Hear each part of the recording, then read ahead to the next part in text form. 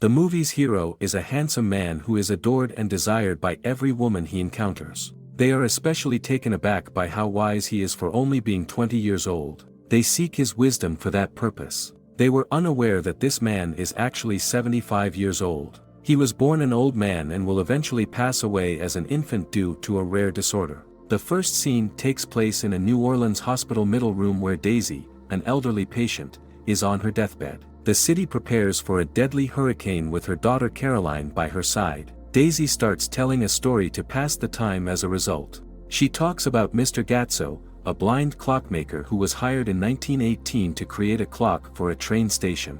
But he decided to alter an existing clock to run backwards instead of building a new one, which perplexed both his clients and his colleagues. Daisy reveals that Mr. Gatto carried out this act in remembrance of all the soldiers, including his son, who lost their lives during the First World War. Daisy asks Caroline to get a diary out of her bag and read it aloud as she wishes the reverse clock would turn back time later.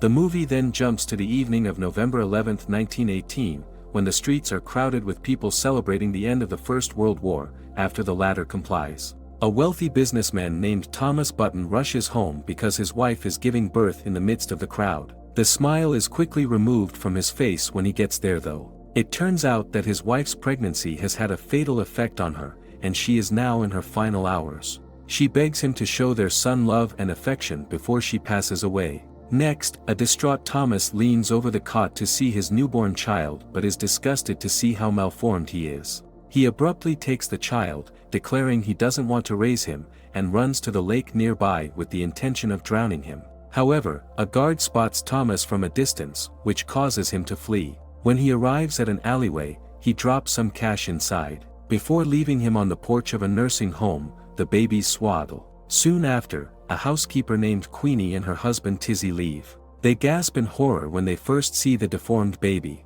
Tizzy asserts that since they are not responsible for the child, they should abandon him. However, Queenie is compelled by her compassion and won't leave the defenseless child at the door. She picks up the infant and brings him inside, telling him he is also one of God's children, without any hesitation. A doctor is then summoned to the nursing home, and following a careful examination, it is determined that the baby has all the signs and conditions of an elderly man rather than a newborn baby. Queenie makes the decision to raise the child as her own in spite of this. She gives him the name Benjamin, welcomes him into her home, and introduces him to the residents who are elderly. Benjamin physically blends in with the elderly as the years go by. He is in a wheelchair and unable to move his legs, but he still has the curiosity and mind of a child. Queenie and Tizzy continue to look after him, providing a loving and nurturing environment that enables him to thrive, just like they do for all the other elderly people around him. One day, Queenie brings Benjamin to church in the hope that God will heal him. Here, it is made clear that Queenie is infertile and that Benjamin's adoption was a means for her to begin a family. Soon after beginning his sermon, the preacher asks Benjamin to get up from his wheelchair as a sign of God's might. The young child struggles to stand, but with everyone's support, he eventually begins to walk.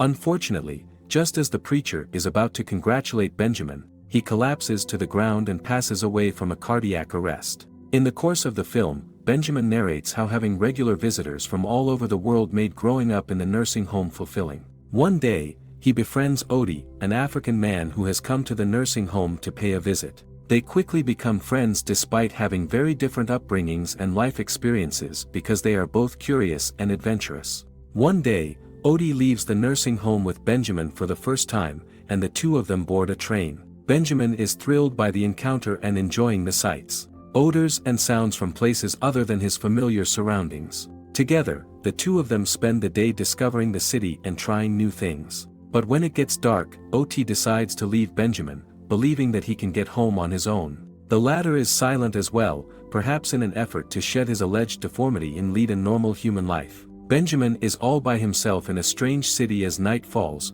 determined to find his way home. He persists despite his physical limitations, pushing himself to the limit as he moves through the shadowy lanes and streets. He finally reaches the nursing home after hours of walking. Despite Queenie's harsh reprimand for his carelessness, Benjamin claims that this was one of his best days ever. On a Sunday, a grandmother meets Benjamin and introduces him to her granddaughter, who turns out to be a young Daisy. She captures Benjamin's attention right away, and they start to click. The following evening, Queenie announces to everyone that God has heard her prayers because she will soon become a mother. Everyone applauds in excitement when they hear her announcement. Benjamin reveals that he is younger than he appears in the following scene as he plays with Daisy. He is actually a young child with an elderly man's face. They are suddenly interrupted by Daisy's grandmother, who has seen them having fun. Before taking the girl away, she gives Benjamin a warning to keep his distance from her. Benjamin visits the nearby port a few months later because he can now move around without much difficulty. He almost seems to be experiencing time travel, much like Mr. Gatto's clock.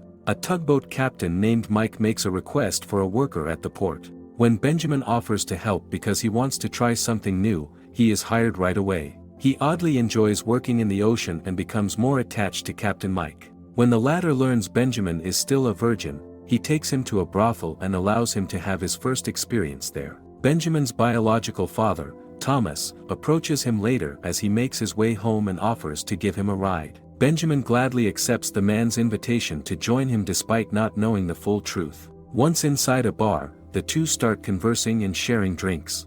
After dropping him off, Thomas asks Benjamin if they can meet at the nursing home. The innocent teen, who has never had a friend in his life, will occasionally happily concur. Daisy goes back to the nursing home a few weeks later, and Benjamin gives her a ride on his tugboat. They get along really well and really enjoy the experience. Unfortunately, a few days later, one of the nursing home's elderly residents dies, devastating Benjamin. He finally acknowledges that he is unique from others and that life is difficult for him. He makes the decision to leave the nursing home in order to travel the world with Mike. Despite their sadness at seeing him go, his parents agree with his choice. Daisy instructs Benjamin to send her a postcard from each location he visits before he leaves. While mysteriously getting younger over time, Benjamin continues to write Daisy postcards. She makes sure to reply in writing as well, and Benjamin finds out that she has been accepted into a New York City ballet company. Benjamin and his crew stop in Murmansk one day in 1941 and stay in a hotel. There, he meets Elizabeth, who captures his heart. The following evening, Benjamin can't get to sleep, so he goes downstairs to the lobby to get some fresh air. By chance, he comes across Elizabeth, and they start talking. The two begin dating after that and meet in the hotel lobby every evening. She wins Benjamin over to the point where he tells Daisy about his relationship, breaking Daisy's heart, but one day Elizabeth just vanishes from the hotel. She only left him a note saying, "It was nice meeting you," as her final gift. The next day, when America officially enters World War II, Mike enlists in the Navy. The tugboat crew is therefore given the task of performing seaside salvage. They discover a nearby sunken U.S. transport and thousands of floating bodies of American soldiers as they get ready to salvage the ship. Much to Benjamin's horror, a German submarine suddenly appears and starts firing on as the crew mulls over their options. In an act of desperation, tugboat Captain Mike rams the submarine, but this proves to be a fatal choice. All the crew members but Benjamin and another man perish in the ensuing massive explosion that sinks both boats. The next day, another crew comes to their aid. Following the war, when Benjamin returns home in May 1945, he reunites with Queenie, who is astounded by his youthful appearance. It turns out, though, that Tizzy died last year from old age. Daisy reconnects with Benjamin at the nursing home the following day. The two go out to dinner and enjoy themselves greatly. However, Benjamin vehemently rejects Daisy's advances and walks away. The following day, Thomas visits Benjamin and finally tells him the truth. He claims that he has always regretted leaving his son behind, but that he is now seeking redemption. Benjamin is surprised by everything he just heard. Thomas reveals that he is dying of a disease before the man has a chance to ask any more questions. After some time, he brings Benjamin to his button factory, where he tells Benjamin more information about their family. The boys are stunned when he also shows them photos of his wife. Benjamin storms out of the house because he has no idea what to say, but later returns and takes his father to a lake to see the sunrise. Thomas passes away peacefully, leaving his son his wealth and the button manufacturing business. During a trip to New York, Benjamin sneaks into Daisy's ballet performance. He notices her backstage but eventually leaves after realizing she is seeing someone else. Over time, Benjamin gets younger and more attractive and spends the majority of his time riding his bike around and maintaining the nursing home. He decides to visit Easy after getting a letter from one of her friends and traveling to Paris. It is made known that she was taken to the hospital after being struck. Her ballet career came to an end as a result of a taxi. Daisy is shocked by Benjamin's youth when she finally gets to meet him.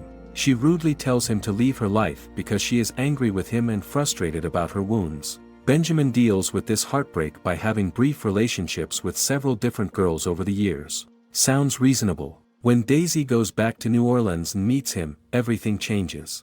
This time, they resolve their issues and start a relationship. They spend the years traveling and having affairs all over the world. Eventually, the two make their way back to the nursing home, where they discover Queenie has passed away. Benjamin's mental state is affected by this information, but he continues quietly. As he gets younger every day, he soon starts to think about his future with Daisy. After Queenie's passing, the couple moves in together in a duplex and Daisy opens a ballet studio, despite the fact that she is already displaying signs of aging. She reveals that she is pregnant one day just as things appear to be going well. Despite the fact that this is fantastic news, Benjamin becomes even more concerned. He worries about the child's possible upbringing without a father all the time, but Daisy assures him that she will care for both of them. 9 months later, Daisy gives birth to a healthy baby girl whom they name Caroline. The scene then jumps to the present, where a grown-up Caroline is upset with her mother for keeping everything a secret.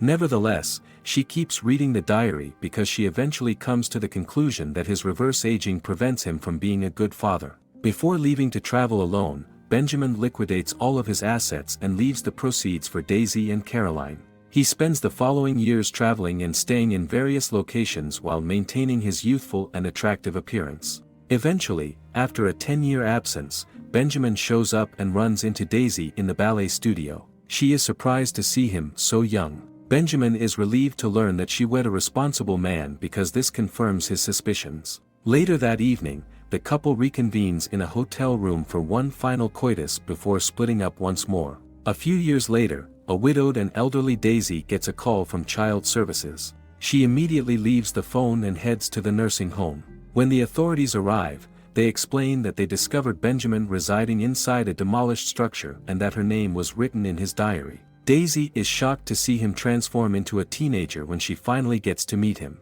Benjamin is a young man, but he thinks like a man half his age. Because of his dementia, he is unable to recall Daisy. In any case, she relocates to the nursing home to assist him in living out the remainder of his days. Benjamin gradually regresses into infancy as the years go by. The government installs a proper clock in place of Mr. Gatto's antiquated one from the train station in the year 2002. Benjamin, who appears to be a newborn baby but has actually been alive for 84 years, tragically passes away in Daisy's arms in the spring of 2003. Caroline, now an adult, tears up as she finishes reading the IRI in the present. She rushes outside to assist the others as the hurricane approaches the city at the same time. Old and frail Daisy passes away peacefully after she is gone, remembering her one and only love, Benjamin. Make sure to subscribe and turn on notifications so you can watch more videos like this. Thanks for watching.